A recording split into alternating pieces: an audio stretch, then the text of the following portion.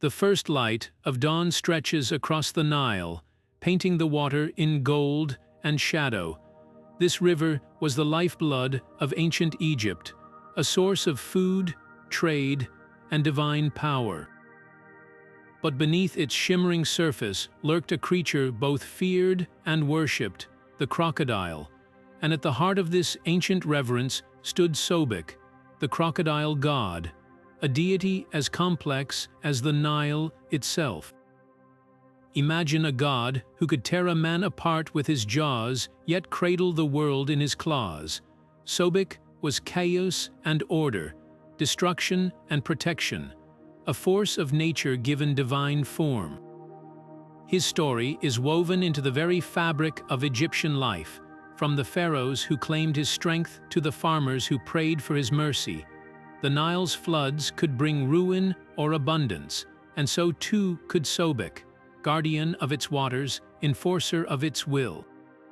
This is the tale of a god who defied simple labels, whose worship spanned millennia, and whose legacy still echoes in the ruins of temples and the whispers of the river. By the end of this journey, you'll see why the Egyptians bowed to the crocodile's power, and why Sobek's duality made him one of their most fascinating gods. Stay with us as we unravel the mysteries of Sobek, from his origins in the primordial waters to his role in the afterlife, and discover how a creature of terror became a symbol of divine might. To trace the roots of Sobek, we must journey back to the dawn of Egyptian civilization, where the first whispers of his name emerge from the sacred pyramid texts. These ancient inscriptions, carved into the walls of tombs over 4,000 years ago, reveal Sobek as a force tied to the life-giving Nile, his presence woven into the very foundation of Egyptian belief. Some scholars suggest his origins stretch even further back, to the shadowy pre-dynastic era, where crocodile cults may have flourished among the marshes of the Fayum region. This fertile oasis, cradled by the Nile's waters, became the heartland of Sobek's worship, a place where the god's dual nature as both predator and protector took shape. But Sobek's story begins not just in the marshes, but in the cosmic waters of Nun, the dark, endless abyss that existed before creation itself. Here, he swims as a primordial deity, his crocodile form embodying the untamed power of chaos before the world was ordered. Yet, like the Nile's floods that could both destroy and nourish, Sobek was also seen as a creator, his coils churning the waters to bring forth life. This duality made him indispensable to the Egyptians, a god who could command the floods that made their fields flourish. Temples rose in his honor, not just as places of fear, but as centers of gratitude, where farmers and pharaohs alike sought his favor. The Fayum swamps, with their teeming crocodiles, became a living testament to Sobek's power. Local legends spoke of him emerging from the depths to bestow blessings or warnings, his moods reflected in the Nile's rise and fall. Over time, his role expanded beyond the waters, linking him to kingship and cosmic order. But at his core, Sobek remained the wild god of the Nile, a reminder that creation and destruction were two sides of the same current. As we'll see next, this complexity only deepened as his story intertwined with other gods, weaving him into the very fabric of Egypt's divine pantheon. Now, let's untangle the web of Sobek's divine family, because even gods have complicated relationships. In some traditions, Sobek is said to be the son of Neith, the fierce warrior goddess of creation, who wove the universe into existence with her loom. This connection ties him to the very fabric of cosmic order, a surprising contrast for a god often associated with chaos. But in other stories, his father is none other than Set, the god of storms and disorder, which makes perfect sense when you consider Sobek's unpredictable nature. This duality in his parentage mirrors his own role, balanced between creation and destruction, just like the Nile's floods. When it comes to love, Sobek's consorts were just as influential. One of his most famous partners was Amenemhat, the serpent goddess of nourishment and harvest. Together, they symbolized the fertile power of the Nile Sobek's waters and Amenemhat's bounty ensuring Egypt's survival. In other regions, he was paired with Hathor, the goddess of joy and motherhood, softening his fearsome image with her warmth. These unions weren't just romantic, they were strategic, blending Sobek's raw strength with the nurturing aspects of these goddesses, making him more than just a predator. And then there's Khonsu, the moon god, who in some myths is considered Sobek's son. Khonsu's role as a healer and timekeeper adds yet another layer to Sobek's legacy, showing how his lineage stretched into realms of magic and cosmic balance. Through these family ties, Sobek wasn't just a lone crocodile god. He was woven into the very hierarchy of Egyptian deities, a bridge between chaos and order, destruction and renewal. This intricate web of relationships didn't just elevate Sobek's status, it reflected how the Egyptians saw their world. Even the wildest forces of nature, like a Nile crocodile, had their place in the divine order, connected to gods who brought life, protection, and harmony. And as we'll see next, this balance between fear and reverence extended far beyond family ties, shaping how Sobek was worshipped across Egypt. But to truly understand Sobek, we need to step into the world of the Nile itself, where crocodiles weren't just feared, but deeply respected. Imagine standing on the riverbank, watching a massive crocodile glide through the water. To the ancient Egyptians, this wasn't just a predator, it was a living symbol of raw power and surprising tenderness. Crocodiles were terrifying, yes, with their armored bodies and bone-crushing jaws, but they also carried their young gently on their backs, a striking contrast that fascinated the Egyptians. This duality made them perfect symbols for Sobek, embodying both destruction and protection, just like the Nile's floods that could drown fields one year and fertilize them the next. The Nile's unpredictability was life itself to Egypt, sometimes a giver, sometimes a taker, and Sobek mirrored that balance. He was the god you prayed to for safety from crocodile attacks, but also the one who ensured the river's floods would come, nourishing the crops. His aggression wasn't mindless, it had purpose. Just as crocodiles fiercely defended their territory, Sobek was seen as a guardian of Egypt's borders, his wrath turned against invaders. Yet in temples, devotees brought offerings to appease him, seeking his protection rather than fearing his anger. This delicate dance between fear and reverence wasn't unique to Sobek, it was how the Egyptians made sense of their world. Nature wasn't just chaotic or orderly, it was both, and Sobek stood at the heart of that understanding. His sacred animals, the crocodiles, were reminders that even the most dangerous forces could be harnessed, respected, and even worshipped. And as we'll see next, this balance wasn't just philosophical, it shaped Sobek's role in some of Egypt's most profound creation myths, where chaos and order collided to birth the world itself. Now, let's dive into the deeper waters of Sobek's story, where his power stretches beyond the Nile and into the very fabric of creation itself. In the ancient city of Hermopolis, the Egyptians believed the universe began with the Ogdoad, a group of 8 primordial gods representing chaos before time.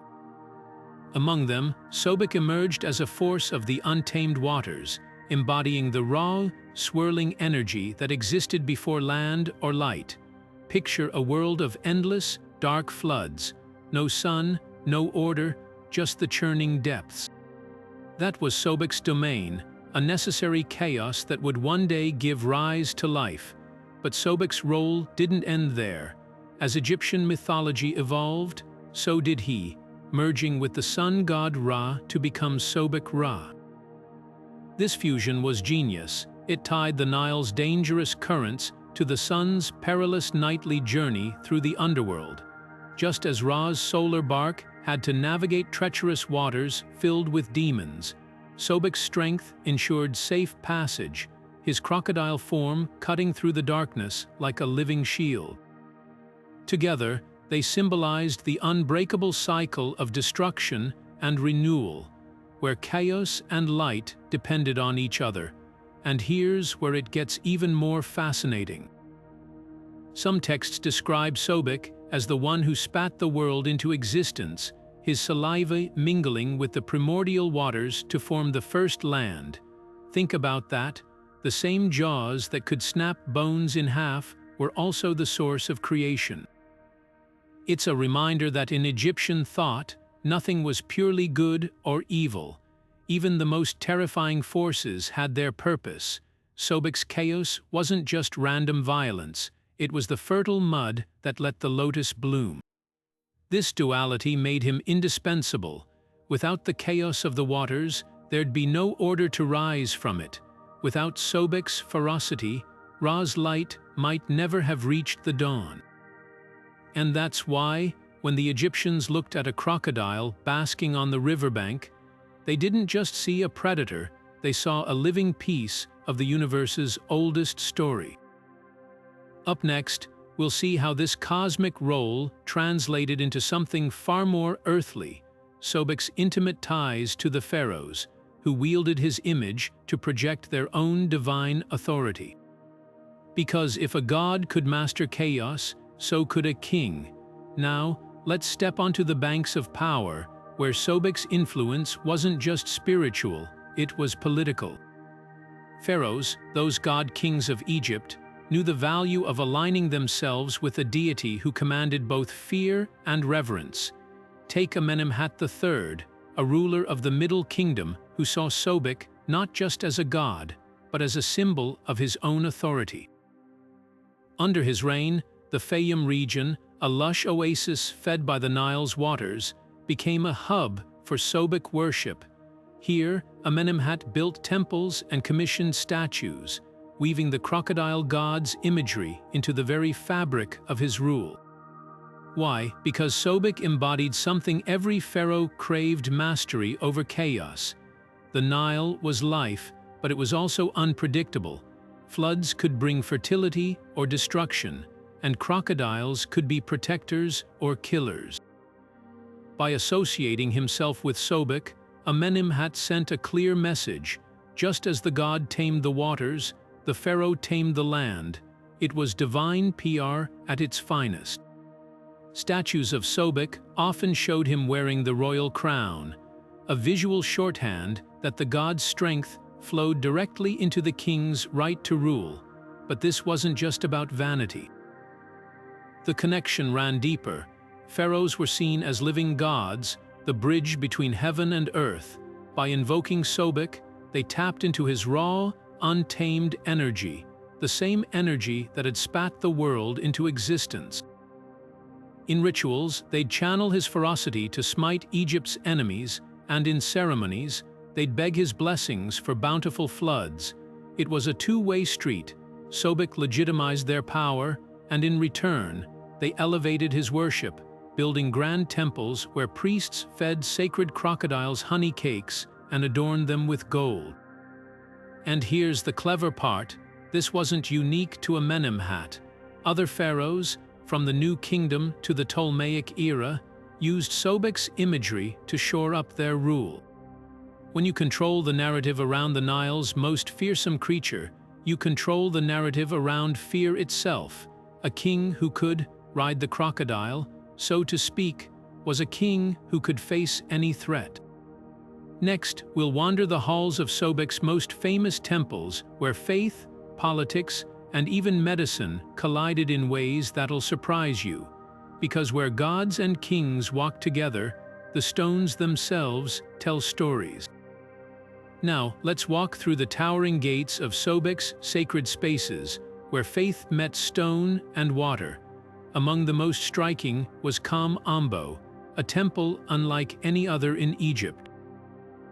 Built during the Ptolemaic period, this wasn't just a house for one god, it was a dual sanctuary, split right down the middle. On one side, Sobek, the crocodile lord of chaos. On the other, Horus the Elder, the falcon god of kingship and order. This architectural marvel wasn't just about sharing real estate. It was a symbolic balancing act, a reminder that chaos and order needed each other to keep the world turning. Inside, the walls whispered stories. Reliefs showed Sobek receiving offerings, his crocodile form coiled around symbols of protection, but the real spectacle lay outside the sacred pool. Here, live crocodiles, believed to be earthly incarnations of Sobek, basked under the sun. Priests fed them choice cuts of meat, adorned them with jewels, and when these sacred creatures died, they were mummified and buried with the same care as nobles. Archaeologists have uncovered hundreds of these mummies, some with gold-leafed snouts, proof of the devotion Sobek inspired. Then there was Crocodilopolis, the heart of Sobek's cult in the Fayum. This city didn't just worship crocodiles, it lived alongside them. At its center stood a grand temple where a chosen crocodile, named Petsuchos, wore gold and lapis lazuli as the living avatar of Sobek. Pilgrims flocked here not just to pray, but to seek healing. The temple doubled as a medical center, where priests used Sobek's association with the Nile's life-giving waters to cure ailments. They'd mix crocodile dung, believed to have purifying powers, into remedies, or carve amulets in Sobek's shape to ward off disease. But these temples weren't just spiritual hubs. They were political powerhouses. Control Sobek's cult, and you controlled the region's loyalty. Pharaohs knew this, pouring resources into these sites to win favor with both the gods and the people. The temples grew rich, their influence stretching far beyond their walls. Even the Romans, when they took over Egypt, couldn't ignore Sobek's pull. They kept the rituals alive, though with less fervor, until the rise of Christianity finally turned these halls to ruins. Yet the stones still speak. Today, at Ombo, you can stand where priests once chanted, and in the Fayum, the echoes of crocodile processions linger. These weren't just places of worship, they were stages where gods, kings, and everyday people played their parts in a drama as old as the Nile itself. Next, we'll unravel the mysteries of the Ombo dual sanctuary, where the dance between Sobek and Horus reveals even deeper layers of Egyptian cosmic thinking. Because sometimes, to understand a god, you need to see who stands beside him. Now, let's step inside the Ombo sanctuary and uncover the brilliance behind its twin design. This wasn't just a temple split in half, it was a carefully crafted mirror of the universe itself. On one side, Sobek, the embodiment of the Nile's untamed power, his presence a reminder of nature's unpredictability. On the other, Horus the Elder, the steadfast guardian of kingship and cosmic order. Together, they represented the eternal dance between two forces that shaped Egyptian life, chaos and stability. The temple's layout tells this story in stone. Identical halls, altars, and sanctuaries were built for each god, a physical manifestation of balance. Priests moved between them, performing parallel rituals to honor both deities equally. This wasn't about choosing one over the other, it was about acknowledging that the world needed both. The Nile's floods could bring destruction, but they also nourished the land. Sobek's fury could kill, but his protection ensured survival. Horus brought structure, but without the raw energy of chaos, even order would grow stagnant. Look closer at the temple's reliefs, and you'll see how this duality played out in myth. One scene shows Sobek assisting Horus in his battles, his ferocity channeled into defending divine kingship. Another depicts the two gods standing back to back, their combined presence creating a shield against disorder. Even the local people embraced this balance. Disputes were brought before the temple, where priests invoked both gods to mediate Sobek's wild wisdom tempering rigid judgments, Horus's fairness grounding impulsive decisions.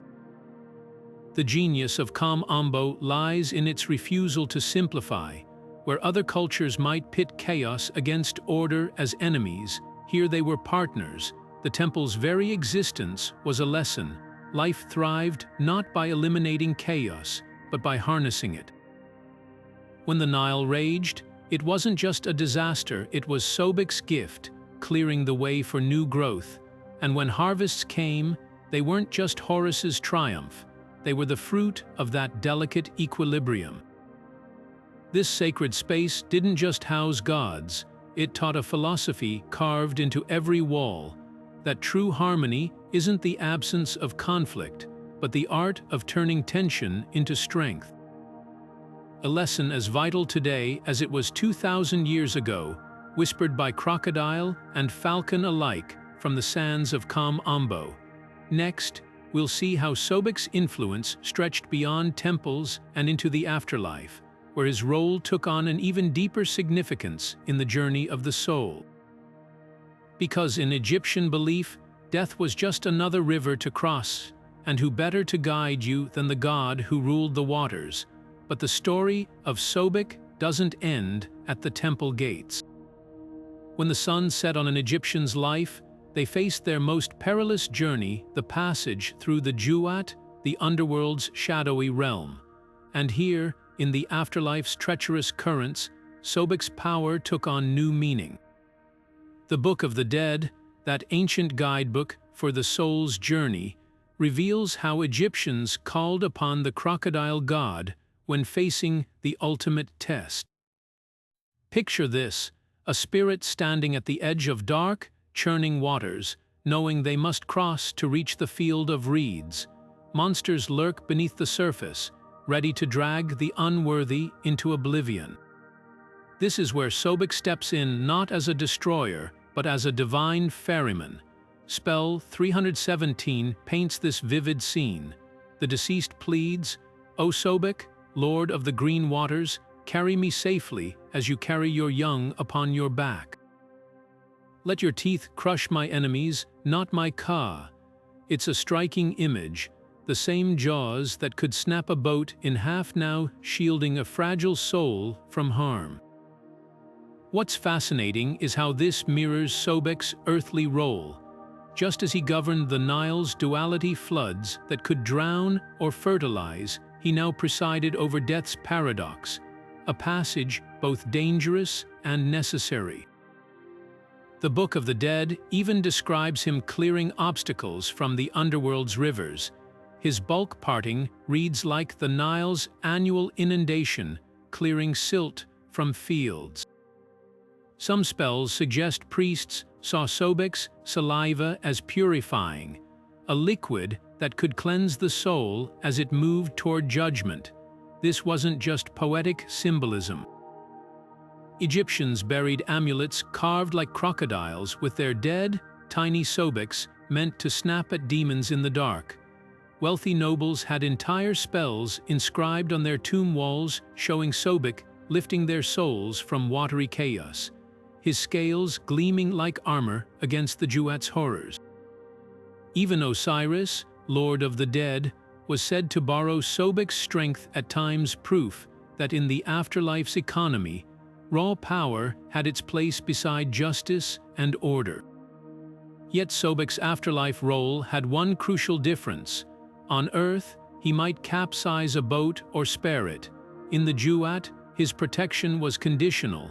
Spell 317 makes this clear. The deceased must first prove they've lived by Mat's laws. Sobek wouldn't carry a corrupt soul any more than the Nile would flood a wicked man's fields. Here, the Crocodile God became the ultimate enforcer of cosmic balance.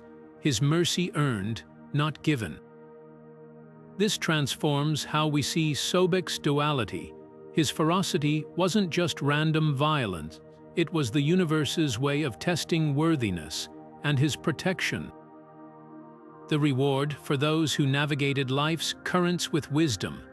As we'll soon see, this idea spilled over into another vital part of Egyptian life, one where Sobek's power literally made the desert bloom. But the Nile's waters didn't just guide souls in the afterlife, they fed an entire civilization. And here, Sobek's power took on a life-giving form. As the river's ruler, he held the key to Egypt's survival, his moods dictating whether fields would flourish or fail. Farmers knew this better than anyone. Each year, they watched the Nile's floodwaters with bated breath, knowing Sobek's favor meant rich, black silt coating their fields, nature's perfect fertilizer. When the floods came just right, it was Sobek's doing, his crocodile form cutting through the currents to deliver abundance. But when waters ran too low, that was his warning, a sign offerings hadn't pleased him. This wasn't passive hope. Communities held festivals where priests, draped in green linen to mimic crocodile scales, waded into the river's edge. They'd chant hymns like, "Rise high, O Sobek, let your belly brush the fields," tossing loaves shaped like crocodiles into the water. At Crocodilopolis, the grandest celebrations saw live crocodiles adorned with gold and fed honey cakes, a bribe for good floods. Farmers left miniature tools at Sobek's temples, tiny hoes and sickles begging his blessing on their harvests. The stakes couldn't be higher. A poor flood didn't just mean hunger, it shook faith in the pharaoh's divine connection. That's why rulers like Amenemhat III built entire irrigation systems in Sobek's name, channeling his power like engineers directing the Nile's flow. Temple records show priests tracking flood levels against Sobek's statues, believing cracks in the stone predicted drought. What's striking is how Sobek's fertility role mirrored his duality. The same jaws that could crush bones also churned up life-giving silt. His chaotic floods, feared by boatmen, were a farmer's prayer answered. Even his consort Renenutet, the cobra goddess of harvests, balanced his nature. Where he brought water, she ensured grain sprouted. This symbiosis extended to magic. Farmers wore amulets of Sobek swallowing the moon, believing it ensured timely floods. Spells invoked his saliva to make fields drunk with plenty, a vivid metaphor for saturated soil. And when famine struck, blame fell not on Sobek's cruelty, but human failure to honor him, a proof that in ancient Egypt, even disasters had divine logic. Yet Sobek's agricultural role reveals something deeper. Egyptians didn't just fear or worship nature, they saw gods in its patterns. A crocodile's nest, built above the floodline, became Sobek's lesson in preparation. The Nile's unpredictability, not chaos, but a deity's deliberate test. By tying survival to Sobek's will, they transformed anxiety into ritual, fear into control. And as we'll see, this reverence for raw power didn't stop at the riverbank. Beyond the fields, Sobek's influence stretched into the heat of battle, where warriors sought his ruthless efficiency. But Sobek's power wasn't confined to the fields, his ferocity made him a champion on the battlefield too. Warriors saw in him the ultimate fighter, a deity whose raw strength and relentless aggression mirrored the chaos of combat. When Egyptian soldiers marched into war, they didn't just carry weapons, they carried Sobek's spirit with them, believing his wrath could turn the tide of battle. One of his most legendary roles was defending Ra's solar bark as it journeyed through the underworld each night. Here, Sobek became a living weapon against Apophis, the serpent of chaos who sought to devour the sun.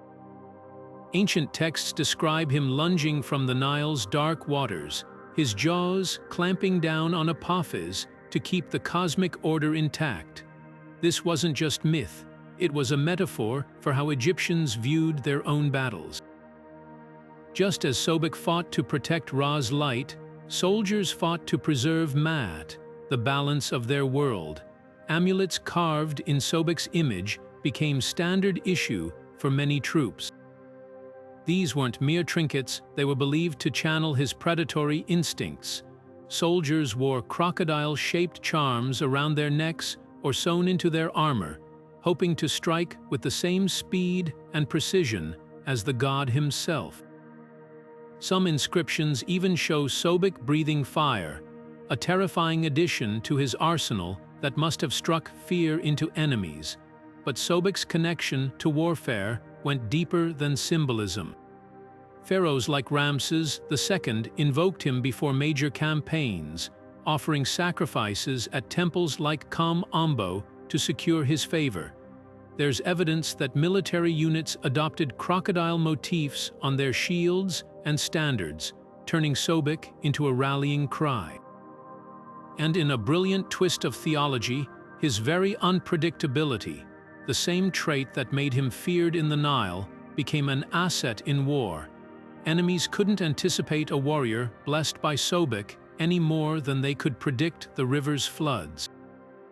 Interestingly, this warrior aspect didn't contradict his life-giving role. Egyptians saw no paradox in a god who nurtured crops by day and tore through foes by night. To them, Sobek embodied the full spectrum of survival, knowing when to create and when to destroy. Even his battles with Apophis had an agricultural link. By ensuring Ra's victory, he guaranteed another sunrise, another day of growth along the Nile. This duality made Sobek uniquely relatable to soldiers. They understood that the same jaws that could end a life could also defend a homeland, and as we'll soon see, this complexity extended into the realm of magic, where Sobek's power took on even more surprising forms. Now, let's untangle one of Sobek's most mysterious roles, his involvement in the Osiris myth. Here, the crocodile god walks a razor's edge between hero and villain, leaving historians debating his true allegiance. Some ancient texts paint him as Set's accomplice, claiming he helped dismember Osiris by dragging the god's body parts through the Nile. It's a chilling image, Sobek's jaws, usually symbols of protection, turned into tools of chaos. Yet other inscriptions tell the opposite story, showing Sobek aiding Isis as she searches for Osiris's remains. In these versions, he becomes her aquatic ally, using his knowledge of the river's hidden currents to recover the scattered pieces.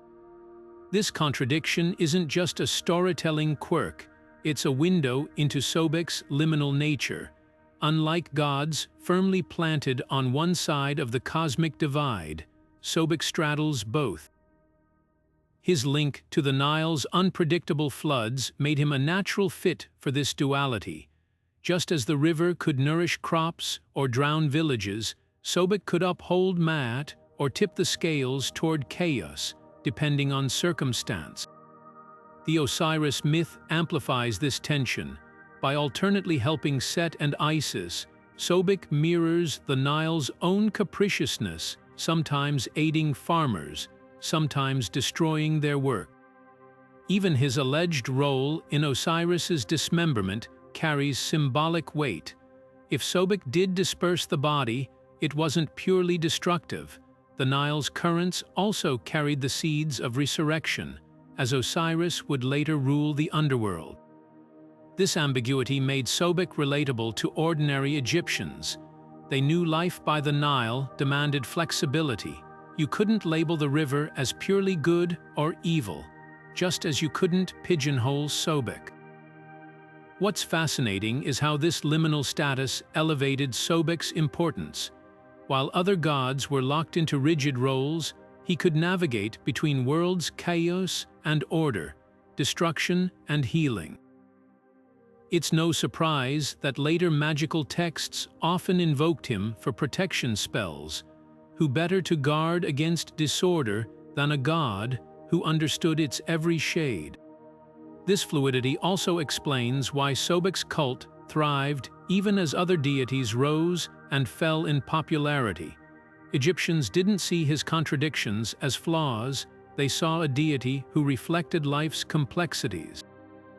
And as we'll discover next, this adaptability extended into the realm of magic, where Sobek's power took forms that would surprise even his most devoted followers. Now, let's dive into one of Sobek's most intriguing aspects, his deep connection to magic, or as the ancient Egyptians called it, Heka. In a world where the unseen held as much power as the visible, Sobek wasn't just a fearsome deity of the Nile. He was also a master of mystical forces, particularly when it came to healing and protection. One of the most fascinating beliefs centered around Sobek's saliva. Yes, you heard that right, his spit was thought to have purifying properties. Ancient texts describe it as a sacred substance capable of cleansing wounds and warding off illness. This idea might seem strange today, but for the Egyptians, it made perfect sense. If Sobek ruled the life-giving waters of the Nile, why wouldn't his very essence carry that same restorative power? But the magic didn't stop there. Devotees often carried small charms shaped like crocodiles, crafted from materials like faience or precious metals. These weren't just decorative, they were believed to act as shields against curses and evil spirits. Imagine a farmer wearing a tiny Sobek amulet around his neck, trusting it to protect his family from harm, or a mother placing one by her child's bed to ensure safe sleep. These charms were everyday magic, blending faith with practicality. What's truly remarkable is how Sobek's magical role tied back to his dual nature. The same god who could unleash the Nile's destructive floods was also invoked to heal and protect. This duality made him a versatile figure in Egyptian spirituality, a deity who could confront chaos and then turn around to offer solace. Whether through whispered spells or tangible charms, Sobek's presence in the realm of magic showed just how deeply he was woven into the fabric of daily life. And as we'll see next, this adaptability didn't just keep him relevant, it allowed him to merge with other gods in ways that expanded his influence far beyond the riverbanks. Now, let's explore how Sobek's influence stretched beyond the Nile, merging with other powerful deities in ways that transformed his role in Egyptian mythology. One of the most significant fusions was with Ra, the sun god, creating the composite deity Sobek-Ra.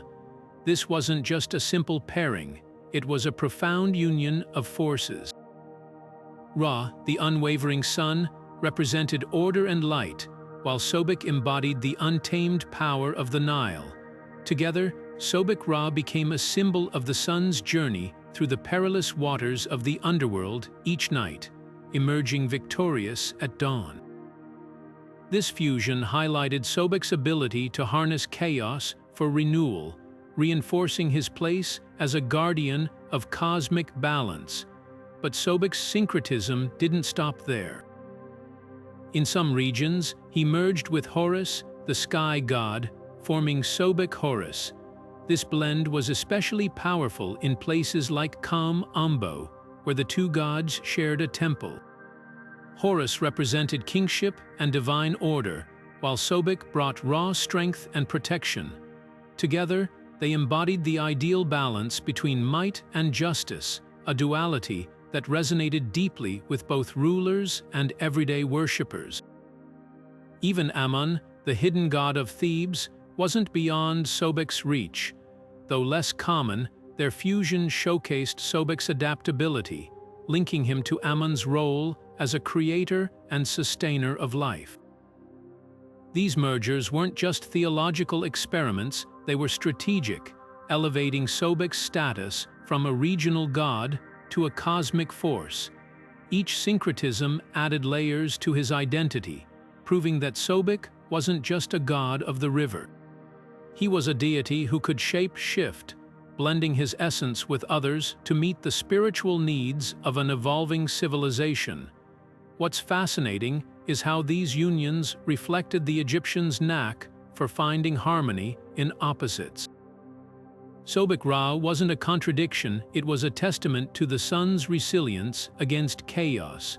Sobek-Horus wasn't a clash, it was a partnership of strength and sovereignty.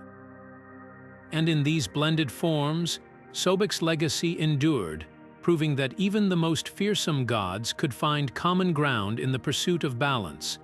Up next, we'll see how this adaptability couldn't shield Sobek from the shifting tides of belief, as newer gods began to overshadow his worship in later periods. As time marched forward, even a god as formidable as Sobek couldn't escape the changing currents of belief. By the late period, his prominence began to fade, overshadowed by the rising popularity of Osiris and Isis, whose cults swept through Egypt with their promises of resurrection and eternal life. The story of Osiris, murdered, reborn, and ruling the afterlife captivated worshippers, leaving Sobek's fierce, watery domain feeling less central to the spiritual anxieties of the age. Temples that once buzzed with crocodile rituals saw quieter days, and the god who once commanded both fear and reverence found himself edged to the sidelines. Yet Sobek wasn't forgotten entirely. Enter the Ptolemies, the Greek rulers who took the Egyptian throne after Alexander the Great. Ptolemy VI, in particular, made sure Sobek's legacy endured. He understood the power of blending traditions, and in places like Ombo, Sobek's worship persisted, a nod to the old ways even as new gods took center stage. The temple there, with its twin sanctuaries for Sobek and Horus, became a rare stronghold where the Crocodile God's rituals lived on, a bridge between eras. Even under Roman rule, traces of Sobek lingered. Visitors to Ombo would still see sacred crocodiles basking in their pools, and priests continued to perform age-old rites, though now for a shrinking circle of devotees. It's a reminder that gods, like rivers, don't vanish overnight. They recede, leaving behind pockets of devotion where their stories still echo. Next, we'll see how foreign observers like Herodotus and Strabo recorded Sobek's cult, offering us glimpses of how the outside world viewed this complex deity. Now let's turn our gaze to how outsiders saw Sobek through the eyes of history's earliest tourists and chroniclers. The Greek historian Herodotus, often called the father of history, visited Egypt in the 5th century before the Common Era and left us some of the most vivid accounts of Sobek's worship. With a mix of fascination and bewilderment, he described how Egyptians treated crocodiles as sacred beings, adorning them with gold and jewels, feeding them choice cuts of meat, and even mummifying them with great ceremony.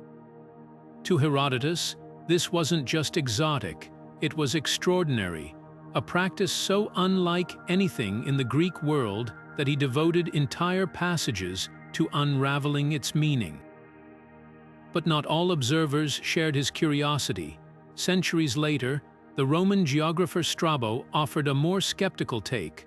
While he noted the elaborate care given to temple crocodiles, priests hand-feeding them honey cakes and roasted meats, he couldn't hide his amusement at what he saw as superstition.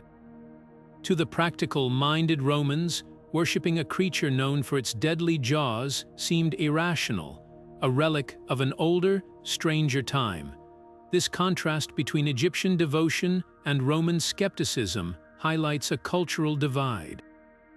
Where Egyptians saw Sobek as a force of nature to be revered, Romans often viewed him as a curious oddity, a symbol of the exotic East. Yet even in their skepticism, these writers preserved Sobek's legacy. Their records, though filtered through foreign eyes, give us priceless snapshots of how his cult functioned in its twilight years. They remind us that gods evolve not just through belief, but through the stories told about them, whether by devotees or outsiders.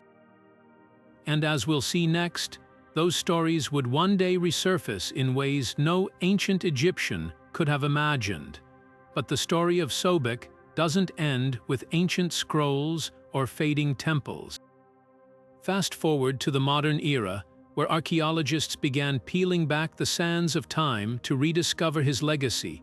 In 2019, a team working near Aswan stumbled upon something extraordinary: a hidden cache of dozens of mummified crocodiles, some over 3 meters long, carefully wrapped in linen and buried with ritual precision.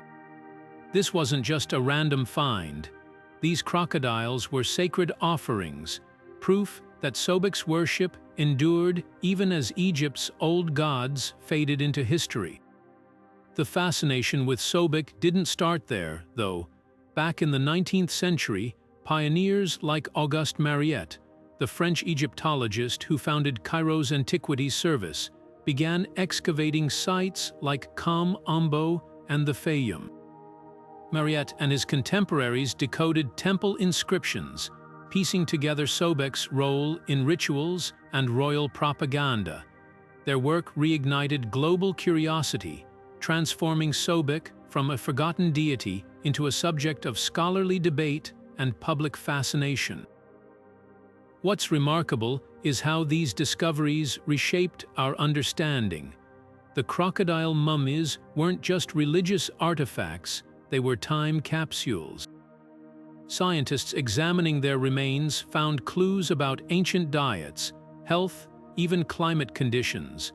Meanwhile, Mariette's translations revealed how Sobek's cult adapted over centuries, merging with other gods and reflecting Egypt's shifting political tides. So while the ancients may have stopped worshipping Sobek, modern archaeology gave him a second life.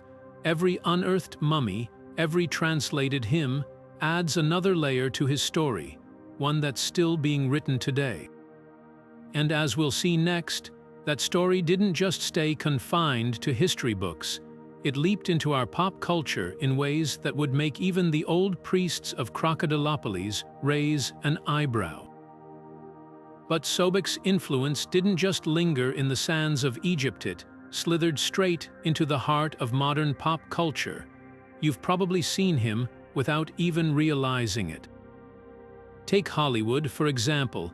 In movies like the Mummy franchise, Sobek, or creatures inspired by him, often show up as terrifying monsters, all gnashing teeth and primal rage. It's a dramatic take, but one that flattens his rich mythology into a simple villain role. Then there's the gaming world. Titles like Assassin's Creed Origins drop players into Ptolemaic Egypt, where Sobek's temples loom large.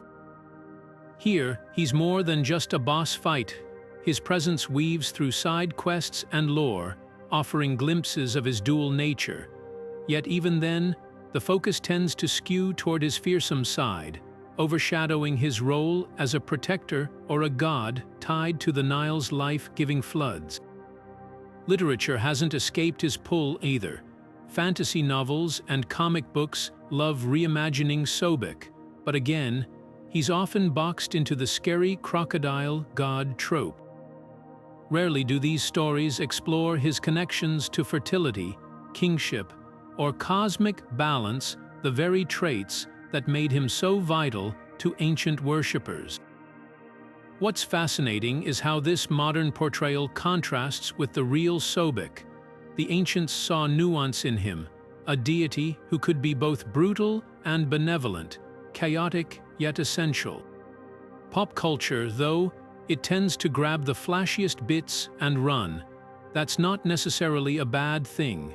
It keeps his name alive, but it does mean the deeper layers of his story often get left in the shadows. And speaking of shadows, that's where we're headed next, into the debates among Egyptologists about where Sobek truly stands in the grand tapestry of the gods.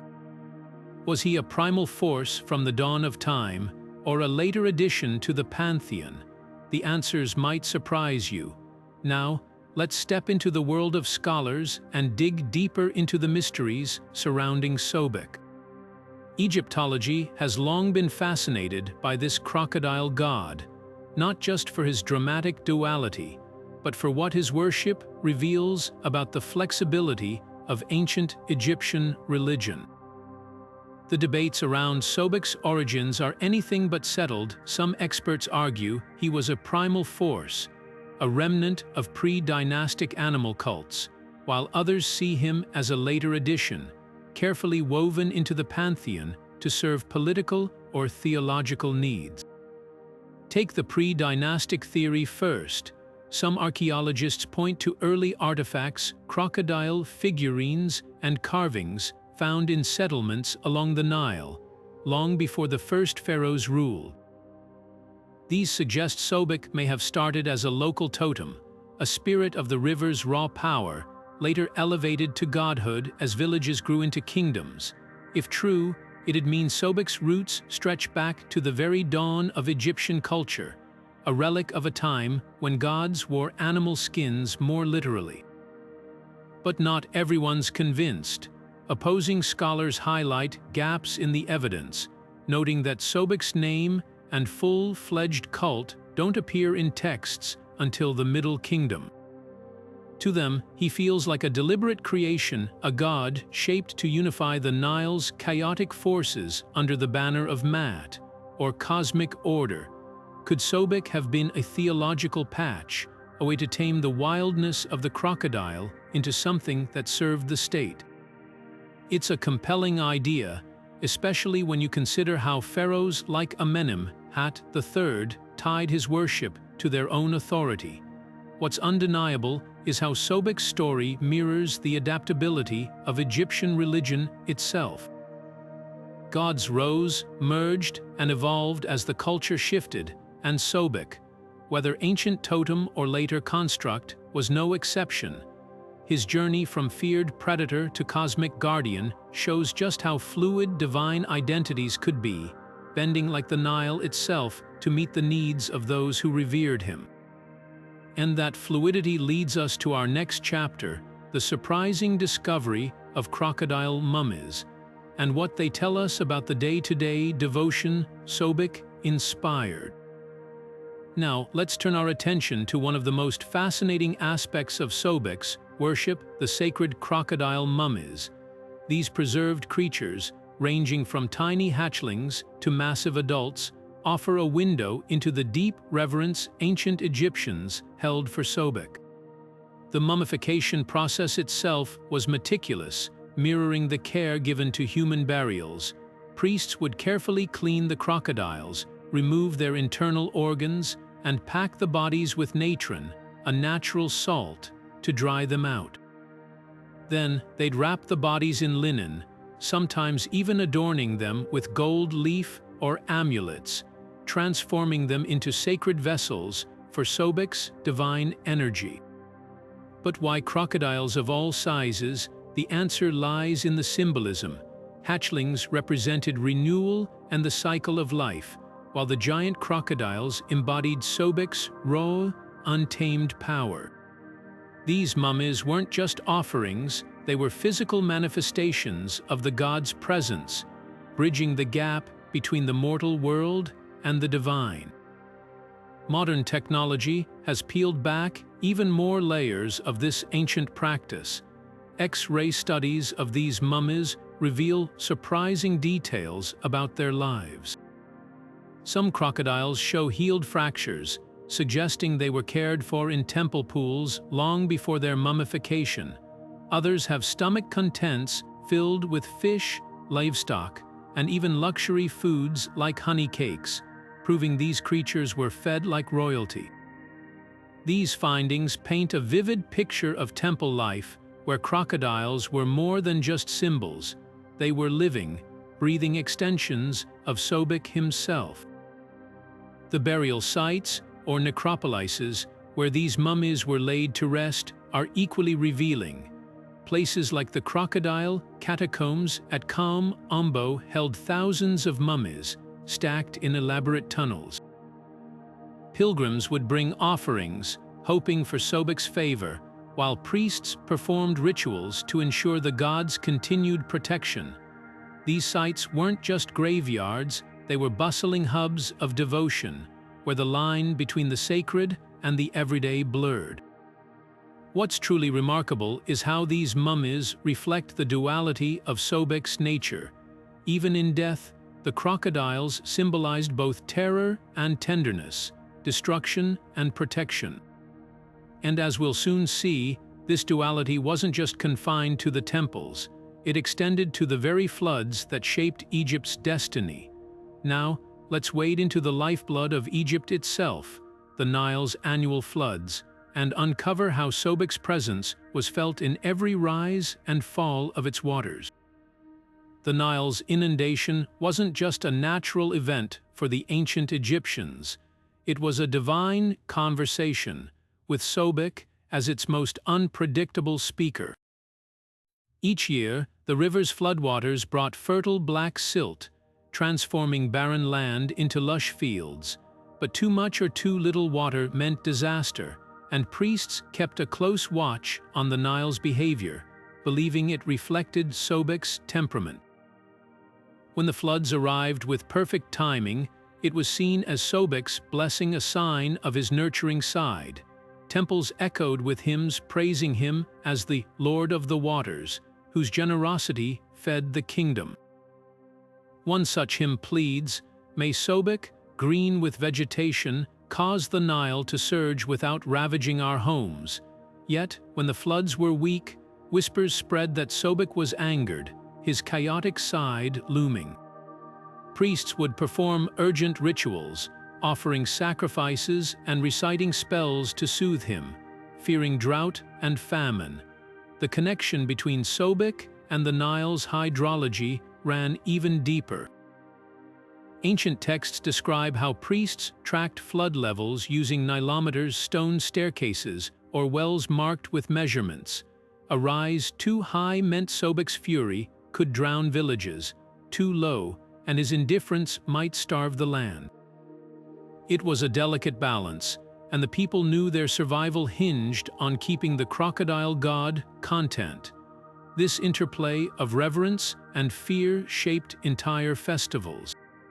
At the start of the flood season, communities gathered to throw gold and precious offerings into the Nile, a desperate bargain for Sobek's mercy.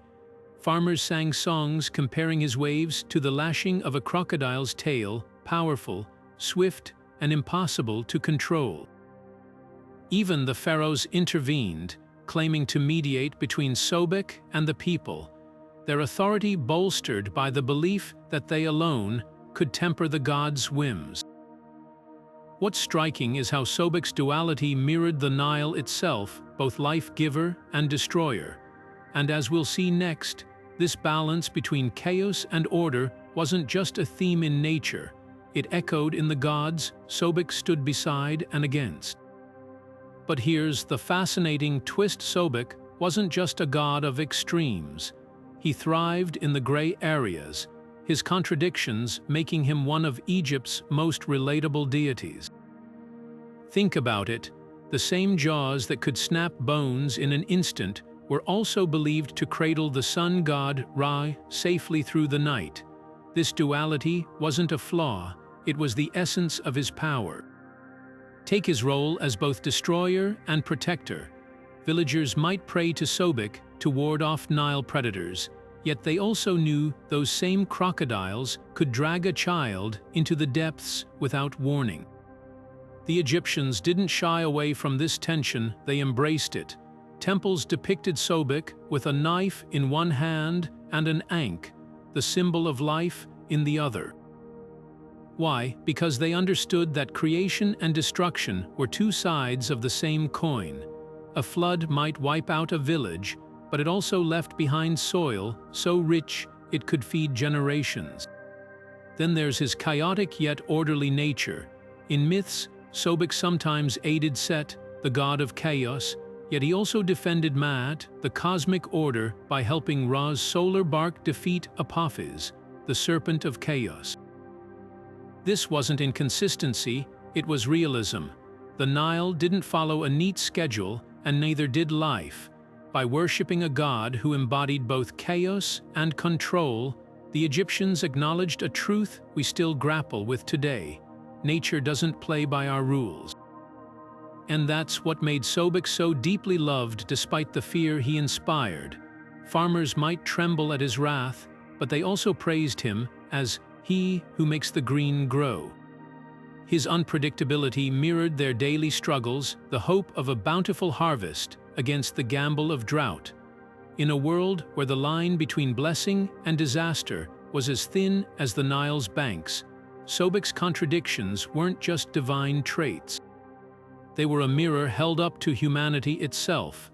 Now, let's see how these paradoxes played out in Sobek's relationships with other gods, because even among deities, his complexity kept things interesting. Now, let's place Sobek side by side with Egypt's other animal gods to see how his unique traits set him apart. Take Bastet, the feline goddess of home and protection. Where she embodied grace, warmth, and domesticity, her sleek form often curled around a sistrum Sobek was all raw power and untamed energy. Cats were revered for keeping vermin at bay, their usefulness woven into daily life, while crocodiles remained wild, their danger impossible to ignore. That's why Bastet became a beloved household guardian, while Sobek demanded respect from a distance. Then there's Apep, the serpent of chaos, who shared Sobek's connection to water, but none of his nuance. Apep was pure destruction, the enemy of Ra, with no redeeming qualities. Sobek, though fierce, could be benevolent. His chaos had purpose. This contrast reveals how Egyptians saw crocodiles not as mindless monsters, but as forces of nature, capable of both harm and healing. But here's the real question. Why didn't crocodiles become domesticated symbols like cats or even ibises? The answer lies in their nature. You can't tame a Nile crocodile the way you might a cat. Their sheer size and unpredictability made them impossible to integrate into daily life. Instead, they became symbols of the untamed world, reminders of the fine line between human control and nature's dominance. This distinction shaped Sobek's role in the pantheon. While Bastet soothed and Apep terrified, Sobek occupied a middle ground.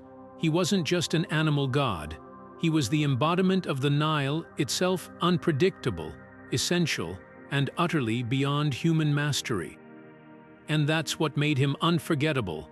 Next, we'll uncover some lesser-known myths about Sobek, stories that even seasoned mythology fans might have missed.